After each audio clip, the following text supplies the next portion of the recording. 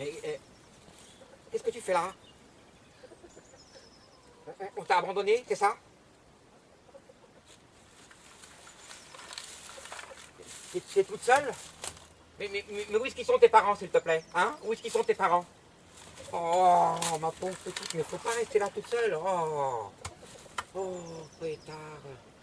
Et regarde-moi dans quel état tu es. Oh, oh, ma pauvre, ma pauvre. Hein? Ah non, moi je peux pas m'occuper de toi. J'ai trop de choses à faire, tu sais. Ah bah non, les hommes non plus pourront pas s'occuper de toi, je veux dire. Ils ont trop de choses à faire. Parce que, ils ont trop de choses à changer, les hommes. Tiens. Par exemple, ils changent de boulot parce qu'ils n'ont pas de racines, ils changent de banque par intérêt, ils changent de mutuelle par manque d'assurance, ils changent de lieu commun parce qu'ils n'ont pas d'amour propre, ils changent de lit parce qu'ils manquent de ressort, et puis il y en a même qui changent de trottoir pour ne pas se rencontrer soi-même, tu vois. Alors ça, l'homme, il change du tout au tout, mais surtout, il change pas le monde. Ouais, non. Oh, je suis bien triste pour toi, mais je sais pas ce que je peux faire. Oh, Pantard. Voilà aussi, tu sais quoi? Eh ben, je vais t'amener chez le docteur, d'accord? Hein? Oui, chez le docteur, il prendra soin de toi. Là, on est chez le docteur. Oui. Alors bien sûr, il peut pas me recevoir tout de suite, le docteur, parce qu'il y a beaucoup de monde qui attendent avant moi, quoi. Bah oui, t'as qu'à regarder les revues, hein, elles sont toutes vieilles de 6 mois. Ah oui, c'est ici que tu apprends à devenir patient. Patient. Patient. Oh, patient.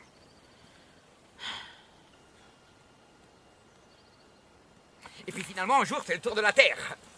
Alors, le docteur, il te reçoit avec l'amphétamine radieuse et puis un sourire plein de convalescence pour toi. Et il me dit, mais vous êtes lipide. Je fais, non, mais, docteur, je viens pas pour moi qui est bête, je viens pour la pauvre petite Terre. Regarde, il faut lui faire une revision totale. Il faut lui faire un libre de santé, tu vois, parce qu'elle va pas bien, elle va pas bien. Du calme, qui m'a dit, il me dit, moi, je vais l'occulter, la Terre. Oh, il fait, oh, mais là, qu'est-ce que je vois là? Je vois une écorce pas sûre là. Tu sais ce que je vais faire? Je vais mettre un peu de gaz dessus. Ah, il fait non, docteur, s'il te plaît, pas de gaz de schiste. Je t'en supplie, pas de gaz de schiste. Laisse-la comme ça. À ce moment-là, le docteur, tu sais ce qu'il fait? Il me jette des yeux noirs, pétrole, noirs, sans se marrer, hein, comme ça. Et après, hop, il apprend par l'article l'anthracite, tu vois, puis il lui tape le gros des glandes. Il lui soulève la lèvre inférieure. Et puis il attrape son grand tétanoscope, tu sais, qui lui pendouille sur les 2 oreillettes. Et il le pose glacial sur le grand poumon amazonien de la Terre. C'est là, c'est pas là, c'est là. Mais la pauvre petite Terre, elle ne bronche pas, tu penses? Elle a trop de mal à respirer, elle a trop fumé de métropollution, hein. Alors elle reste là. Alors le docteur, il lui fait plein d'examens. Il lui prend... Il lui prend sa tension caractérielle. Après, il lui tâte l'épidermie locale. Ici. Et puis aussi, il lui fait le taux de... Comment ça s'appelle? C'était le pipi... oui, le taux de la belle mine après l'examen d'usine, tu sais. Voilà. Et puis après, il lui prend son taux de cholérastérol. Ça craint. Alors en furie, qu'est-ce qu'il fait le docteur? Il hurle qu'on lui fiche la peste parce que le pauvre petit docteur, il se rend bien compte de son inconséquence. Hein. Voilà, ah oui, il se rend compte que c'est très très grave ce cas-là. Alors du coup, tu sais ce qu'il a fait? Il a appelé une auto-guérison, tu sais, avec l'agile gyrophare, quoi. Et puis du coup, il nous a conduit, moi et la petite Terre, dans un grand hôpital public, parce qu'il y avait urgence. Hop là. Et d'un seul coup, t'as 2 infirmières qui arrivent, 2 infirmières en blouse blanche, quoi. Et alors elles prennent la Terre, elles retournent la Terre comme ça, puis elles le posent sur un grand blancal, tu vois. Et puis elles le mènent le long d'un grand corridor, d'or.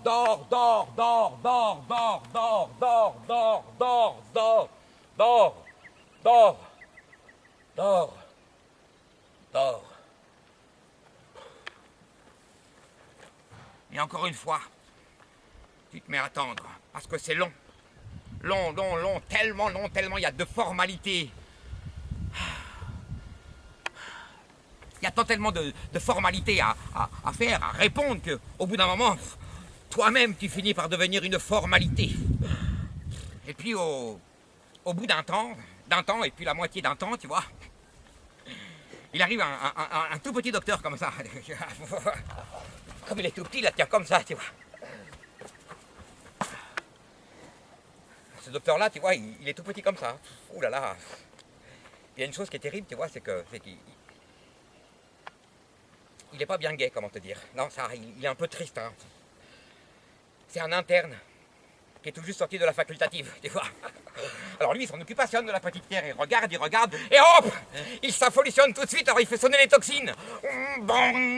Et t'as tous les terribles spécifiques qui arrivent de partout à la fois. Ouais. Et chacun, il se jette sur leur proie. Et chacun, tu sais ce qu'il fait? Il donne son adversion de la maladie. Chacun, il donne son diagnostic.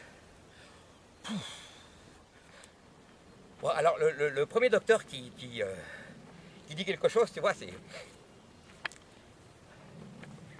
c'est un docteur de couleur. Un négrophtalmologiste, oui.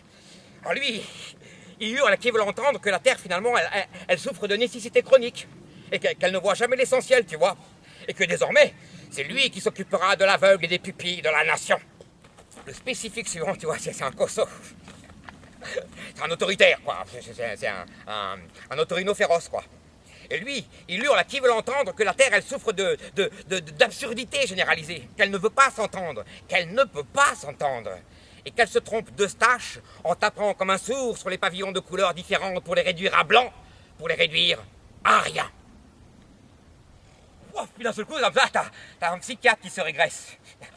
Et le psychiatre, on le reconnaît facilement, il a un grand paranoïaque comme ça, et puis une névrose à la boubonnière.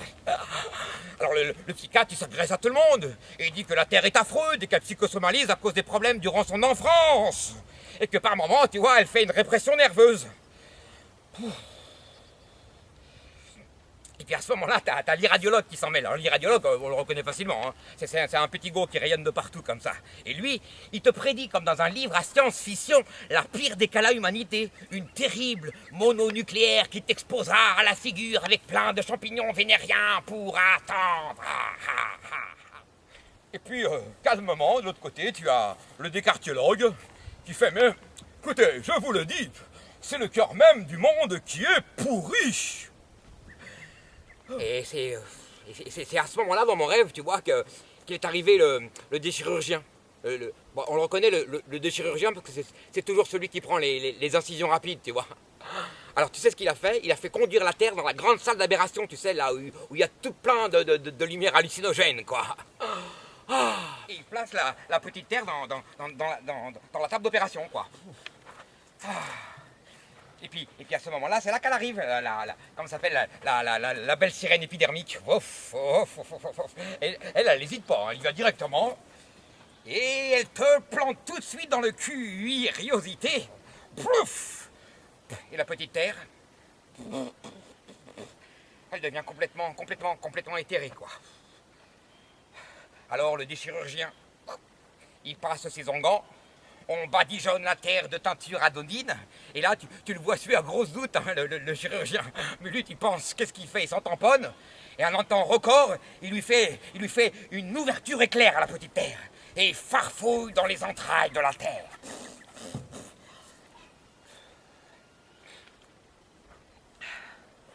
Wow. Et c'est là que tu te rends compte que la table d'opération, tu vois, c'est une table de soustraction. Oui, parce qu'on lui enlève tout à la pauvre petite Terre. D'abord, on lui ôte l'envie de rire. Hein. Puis après, on lui sectionne les droits de l'homme. On lui coupe l'œsophage central. On lui retire son souffle au cœur de la misère. On lui enlève la foi, tiens. On lui dilate l'arabe. On lui abrège le festin grêle, tu vois. On lui supprime le cancer du tropique. Et puis, on lui supprime son côlon à coups de torboyau. Et puis après, on lui soulage le messie qu'il prenait pour une lanterne. Alors c'est sûr qu'après ça, elle ne va pas beaucoup mieux, la pauvre petite Terre. Hein. Alors, on la place toute seule en salle de rumination. On la rafistule avec du fil de fer barbelé, comme ça, sans anesthésie internationale. Avec seulement 20 ou 30 points de stupeur. Et puis elle reste là, toute amorpheline, toute pentagonisante, avec déjà un pied dans la tombe atomique. Oh, oui. Quand arrive un vieux docteur, toi. Mais il est encore vert, hein. C'est un septuagénaire, quoi. C'est le gynécologiste, toi. Et lui, tout de suite, il va voir la petite terre.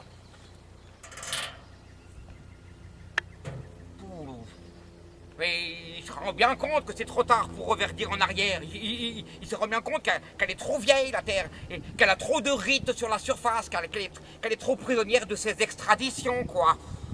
Qu'elle est tant tellement fermée sur elle, tant tellement enceinte, que finalement, tu sais quoi?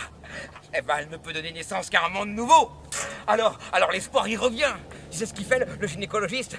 Il fait passer, comment ça s'appelle? Oui, là, avec l'écran, là, tout ça. Oui, il fait passer une échogéographie à la nouvelle Terre. Et on voit sur l'écran déjà le nouveau monde bouger dans la grande poche des eaux. Alors, le docteur, il s'approche de moi et puis il me fait: est-ce que c'est vous, le père? Je fais: non, t'es bête, toi, t'es bête. Le père est éternel, hein. Moi, ici, je suis comme tout un chacun, hein. Je suis une toute petite loque. Une petite locataire. Alors, le docteur s'en retourne à son labour, ne sachant pas très bien si ce nouveau monde connaîtra les erreurs de naguère, connaîtra les horreurs de la guerre. Tu vois, une femme toute douce, ouais. Une femme pleine d'assistance pudique. Une femme très très sage, quoi. Une sage femme, en fait, ouais. Alors, elle s'approche de lui, et puis, dans un murmure plein de lamentations, elle lui dit: allons, allons, laissons venir à lui les petits-enfants, laissons venir à lui les petits-enfants. Dans ma salle d'attente à oxygène, là-bas, tu vois, je me dis que la seule chose qui me reste à faire, tu vois, c'est l'éternel. Oh, oh, oh, l'éternel. Tu sais ce que j'aimerais? J'aimerais que dans la nouvelle terre promise, j'aimerais que les hommes, ils ne gagnent plus leur pain à la lueur de leur front. J'aimerais que les femmes, tu vois, elles n'enfantent plus que dans la couleur de l'amour. J'aimerais qu'il n'y ait plus de mauvaises pleurs ni de grincements de chiens-dents. J'aimerais aussi comment il s'appelle, que le loup et l'agneau, ils s'abreuvent à la même fontaine. J'aimerais que le corbeau et le renard, ils aient un fromage chacun. J'aimerais aussi que la fièvre et la torture, elles ne gagnent plus jamais de terrain. Tu sais? Et puis ce que j'aimerais surtout, c'est que de dorénavant, et ce jusqu'à très perpétuellement, nous soyons sur une grande terre, happy, éternelle. Alors bien sûr, tu penses, moi après, j'ai voulu le voir, hein, ce nouveau monde. Hein. Je suis tellement curieux.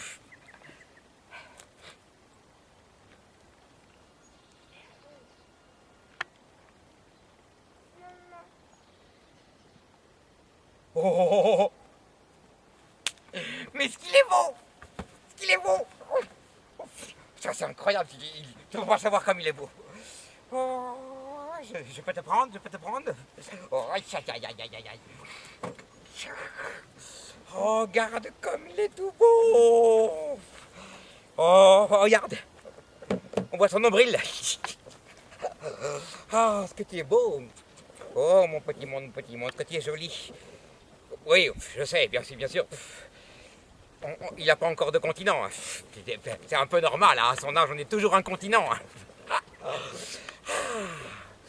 Oh, mais qu'est-ce que je vois à l'intérieur? Il y a un truc que je vois par transparence. Attends! Non! Mais où tu vas? Mais... Non, j'ai... Arrête! Mais reviens! Oh non, j'ai pas vu la nouvelle Jérusalem. Oh.